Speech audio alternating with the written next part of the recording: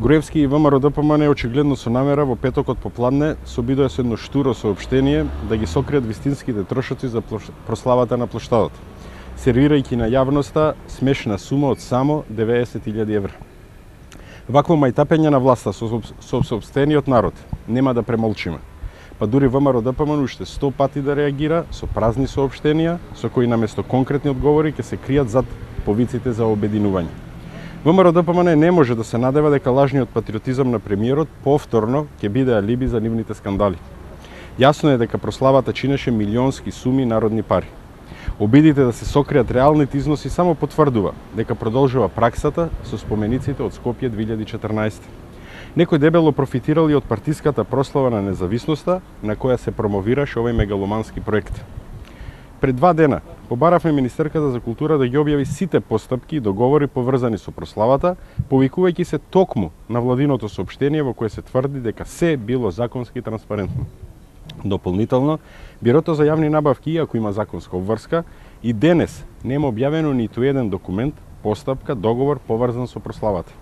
Министерката се уште молчи. Се надеваме дека ова не значи дека се повторува историјата. Предпоставуваме дека за прославата не е исчезната документацијата, исто како за дел од проектот од Скопје 2014.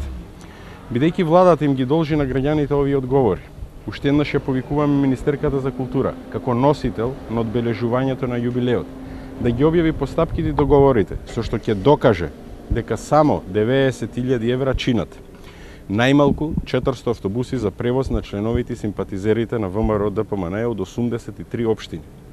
3 бини, од кои една концертна, изнајмени од соседна држава, заедно со озвучување, осветлување и брендирана позадина. Пренос во живо, изнајмување на билборди, печатени материјали, огласи во весници, изработка на ТВ спотови и медија закупот. 10-минутен огномет, хонорарите за креативниот тим на Министерката.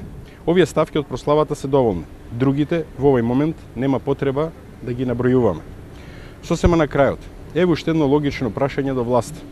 Како е можно кампањата за подигање на јавната свест за улогата на Агенцијата за електронски комуникации, која спроведува омилената маркетинг агенција на Груевски Република, да чини 1 милион евра, а целата прослава на плоштадот само 90.000 евра?